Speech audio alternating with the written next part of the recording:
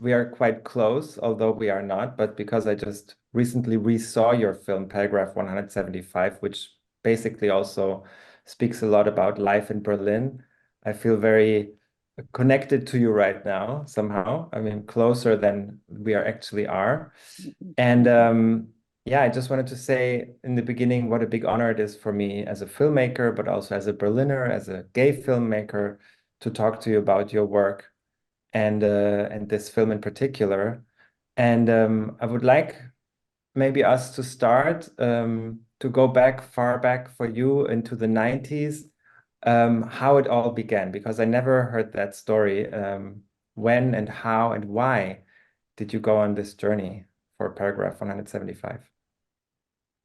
We were Well, in Amsterdam um, for a premiere of our film, The Celluloid Closet.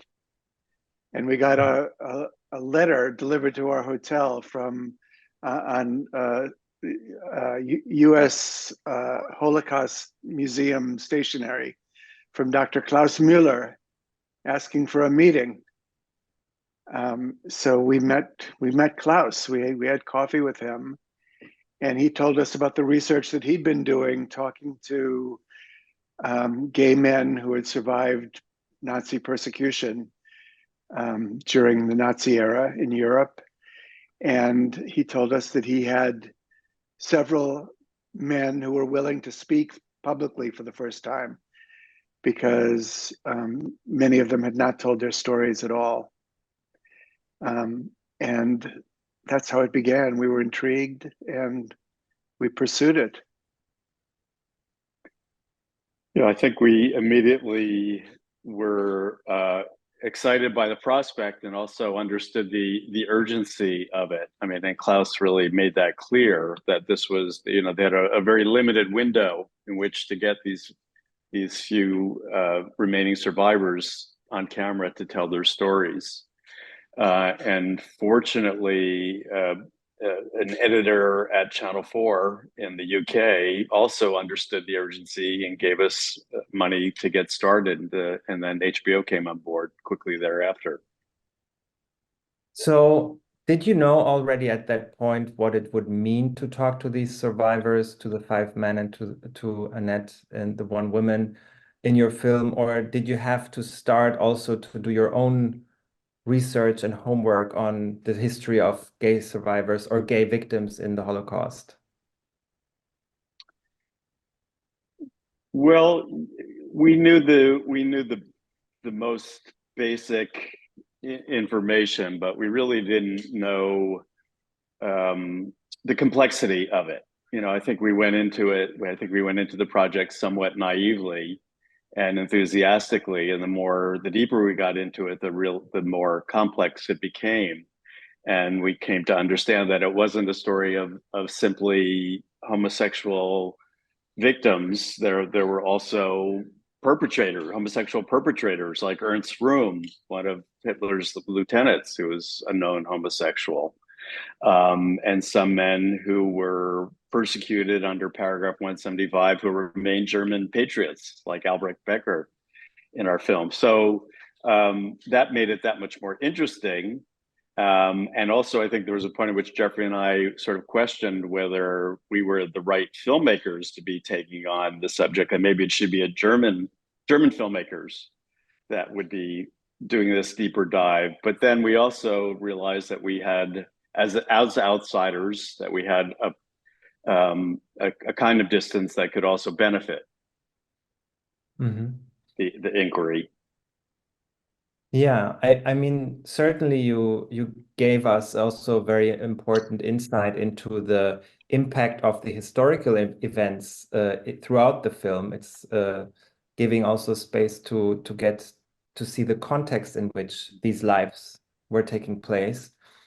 Did you know from the beginning, you said that there were only a very few survivors left, but how did you gain, or how did Klaus and you then, as filmmakers, gain the trust of these six people to open up to you? Well, Klaus had done a lot of that work. I mean, Klaus had long relationships with several of these men. and I think the participation or the support of the Holocaust Museum helped. But it was a long process, and in fact, at least one of the people that Klaus thought was going to participate decided at the last minute not to participate. There's, as you see in the film, Karl Gorath, the first man that Klaus goes to visit, basically decides while we were on our way to see him that he didn't want to participate. So it was a long process, and I think once we sat down, once Klaus sat down, or we, or our colleague, our producer Michael Ehrenzweig, sat down and began talking to these men, I think a rapport developed, and they began to trust us. But I think it was a big deal for them to go public with this painful story that they'd kept private for decades. Yeah. And there was one person who we discovered while making the film who Klaus hadn't met or interviewed before, and that's Heinz F. And we found Heinz F. as he's identified in the film through Michael Ehrenzweig, our producer, who is Austrian, and through his contacts, we were able to get to Heinz F. And initially, he agreed to be in the film only if he was filmed in silhouette, so that his face wouldn't be seen and his last name, his family name, wouldn't be identified. But then once everything was set up and he saw the situation, he reversed that decision and allowed himself to be seen on camera.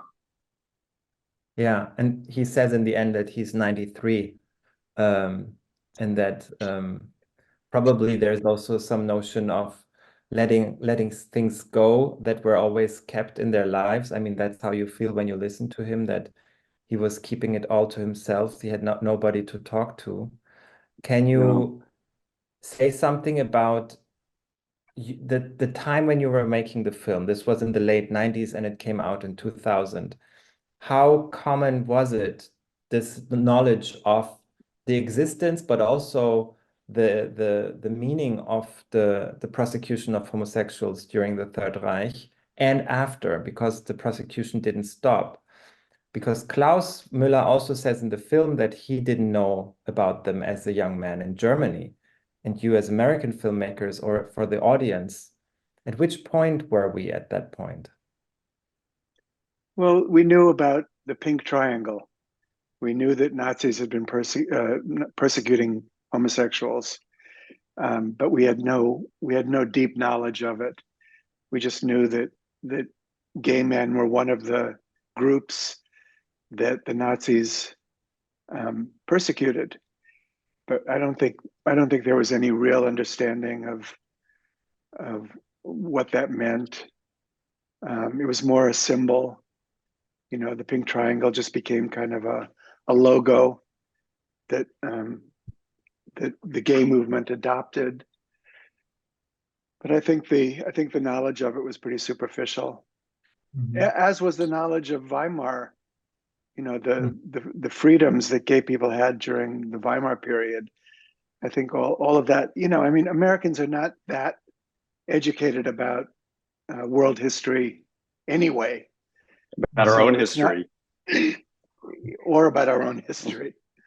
So it's not surprising that we had a very kind of vague understanding of that period.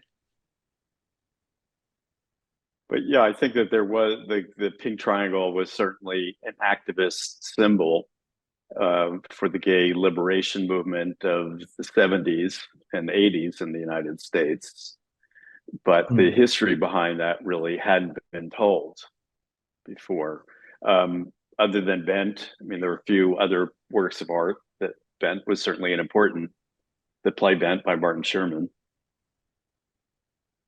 at which point did you realize that your film would become kind of, I would say, even a monument, because it's the only real close-up personal, the first and the most visible close-up personal encounter with gay survivors from the camps?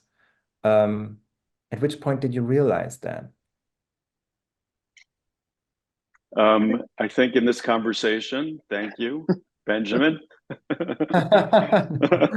Sure enough.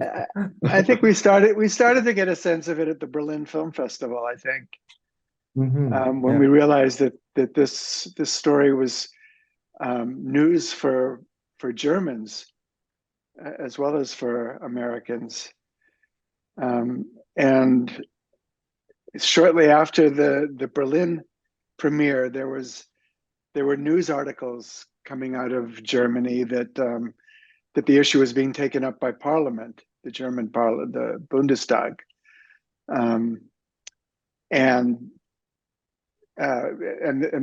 the topic of reparations was back on the agenda, and the article that I read attributed the attention that was being paid now to the film coming out. So, I mean, that was an indication that the film was speaking to German audiences. Yeah, we I did. have to, sorry. We had one. We had. I'm just to give credit where credit is due. We had some wonderful German co-producers, Zero Films, who were key to the film getting made, and I think it was important for us to have that kind of grounding, production grounding within the country when we were shooting there.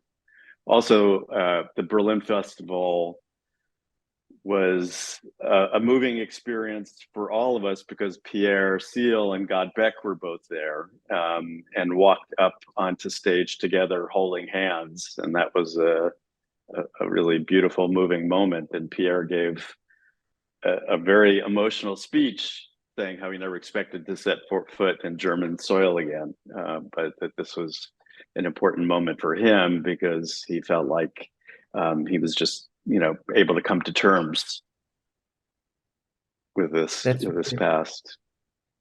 That's really incredible because his emotional the level of emotional vulnerability that he's going into in the conversation in the film is just very, very touching. And I was wondering how he and God were reacting to the film when they were at the festival. Do you remember their first reactions? Well, I mean, their first reaction was just literally seeing them holding hands. I mean, just that image alone. They had never met before. They had never met before. Yeah. So they went through that experience of seeing the film together, and as Jeffrey described it, the response was really thunderous, especially to them when they took to the stage.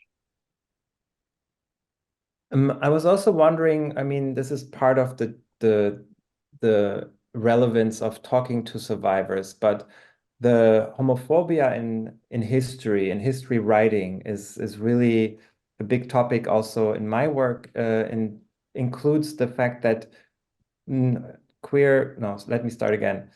Homophobia plays a big role in forgetting and kind of deleting the memory of many LGBTQ members of history, but also in the Holocaust and also within the camps. What do you think is again relevant to talk about? Why is it again relevant to talk about these stories or not to forget these stories of your characters, but also in general about queer characters of the Holocaust? I think with all of our, I'm sorry, you want to go, Jeff? Go ahead. No, I was just going to say, I think with all of our films, we think we approach them as historical films, and I think the intention behind that is knowing that we have an opportunity to tell a story that's taking on a piece of history, and that somehow we have to find a form in telling in the filmmaking that best conveys that piece of history. So I guess for us, the intent, the starting point is always that we think of our films as historical films. Mm-hmm. And I guess part of that is hoping that they'll be around for a while, that they're telling a piece of history, and that we do it in a way that the film's going to resonate and find its place. And history is important. It's important to know what came before, how we got here.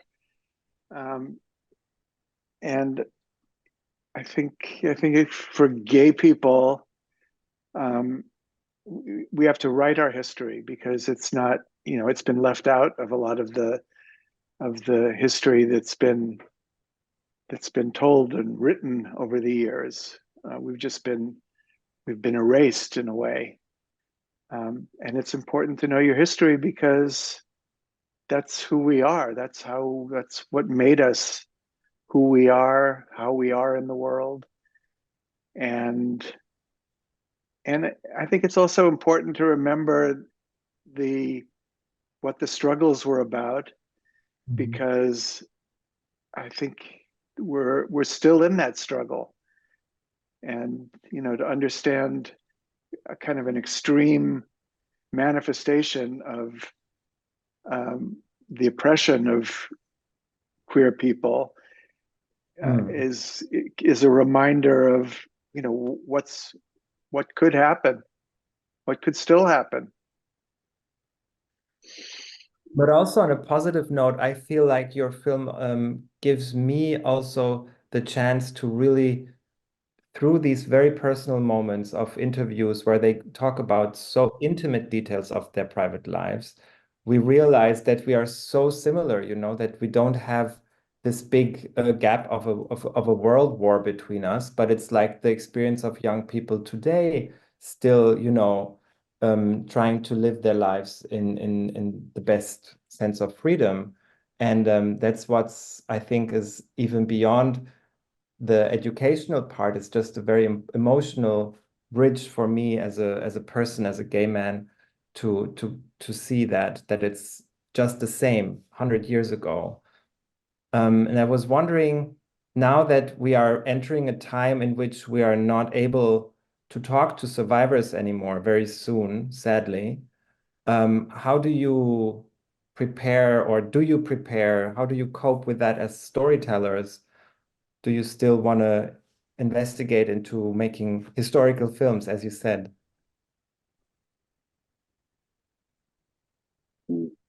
Well, I think even a contemporary subject can be approached as an historical film.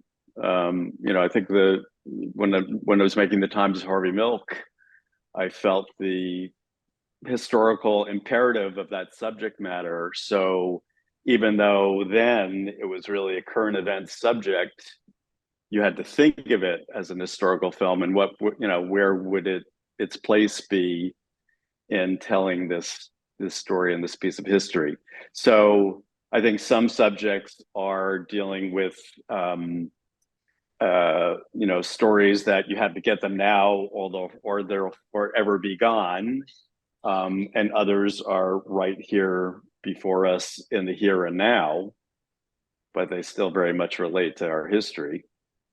Mm-hmm. In regards to stories in the Holocaust?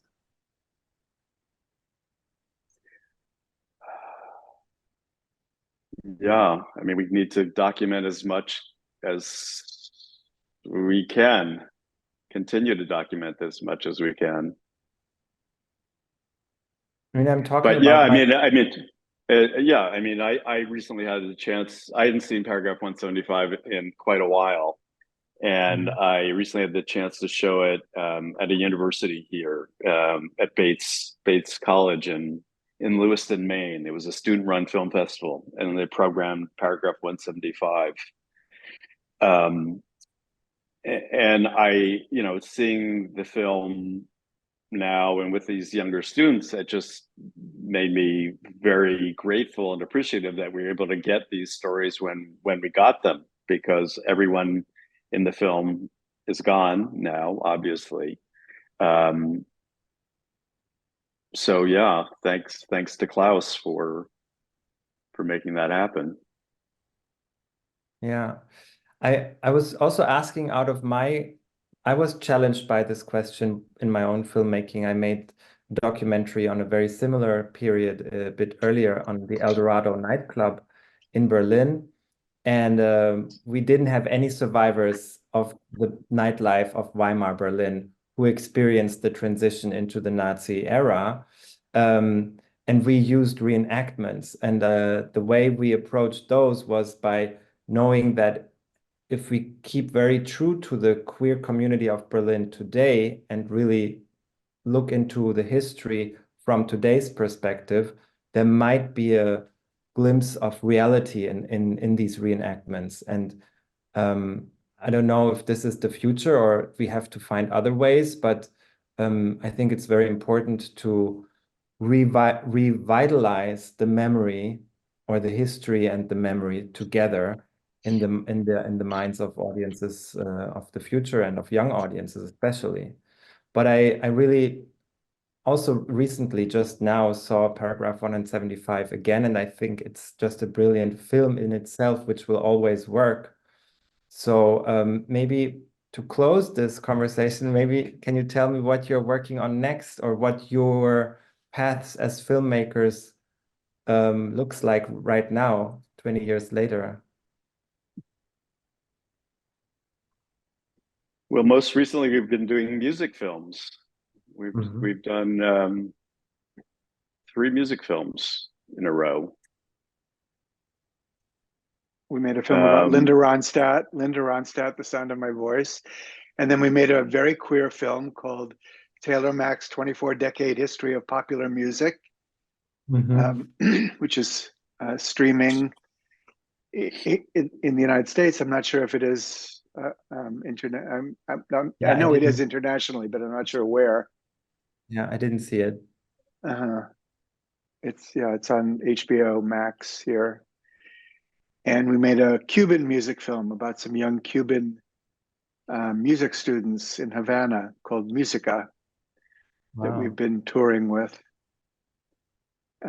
So that's been, it's been fun making music films. We'd like to do more of that. And then we've been developing a documentary about a queer photographer named Peter Hujar, who died of AIDS in 1987, and posthumously has been getting a lot of attention in the art world as a definitive photographer, 20th century photographer. In what sense did this experience for you as queer filmmakers or looking at queer topics influence your paths more, or was this already for you a clear direction that you always were connected to?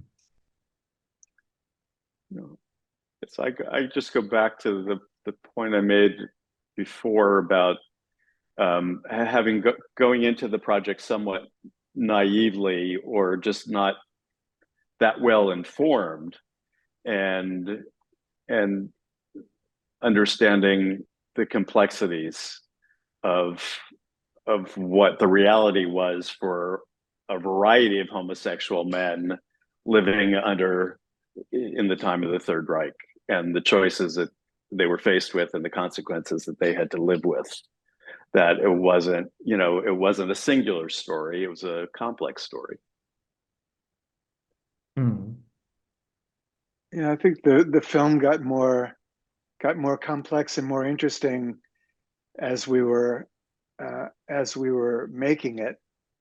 As Rob described earlier, there were moments when we thought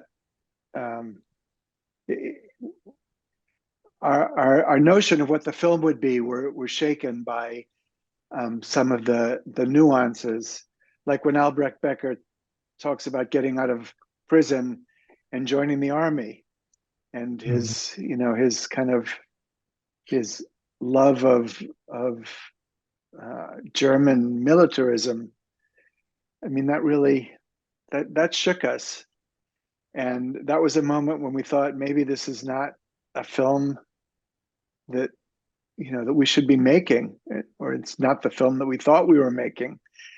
But then we decided to embrace that, and I think the more we embraced these contradictions, the more interesting and challenging the film became. And then it became not just the film about identity, homosexual identity, but the complexity of being human, of humanity in a broader sense. Yeah, I think that works very well, because it feels like you yourself, but it's for sure for the audience, you're surprised by the tangibility and the openness and the intimate details that your protagonists are giving you. It's a big gift, I feel, and that happens right in that moment, and that what makes it so alive. Yeah.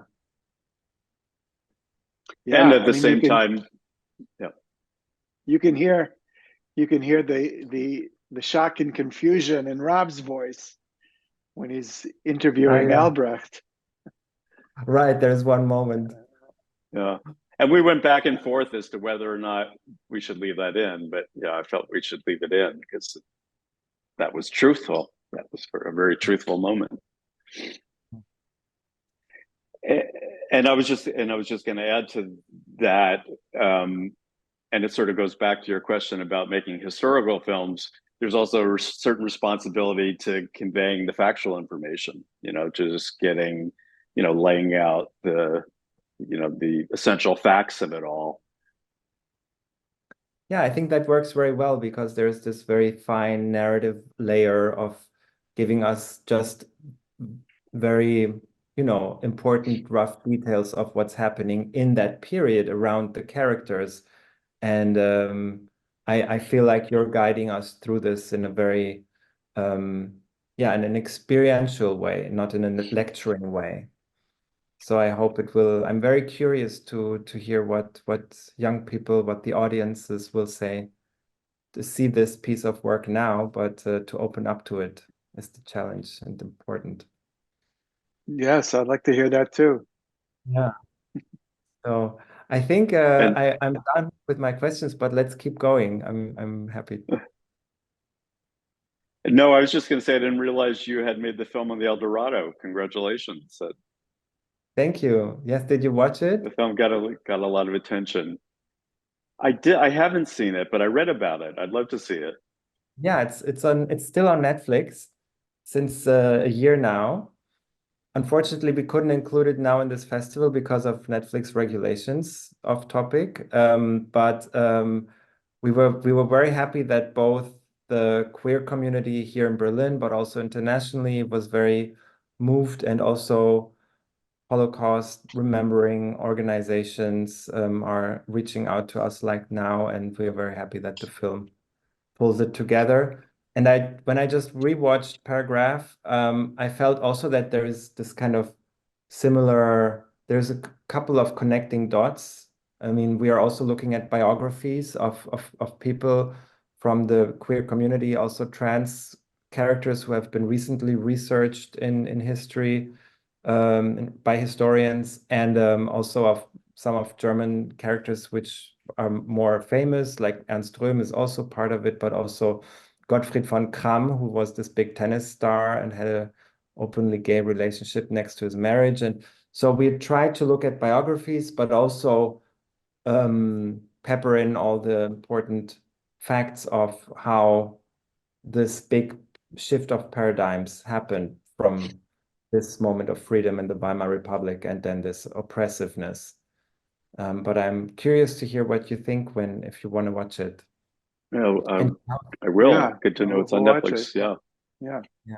And Klaus is a very big gives a big part in the historical conversation, and also he was the consultant on the project. So parallels. Yeah. Well, thank you so much for this nice meeting virtually. Thank you, Thank Benjamin. you. Good job with the questions. I hope we meet in person sometime. Yeah, I hope so too. The world is small, especially for filmmakers.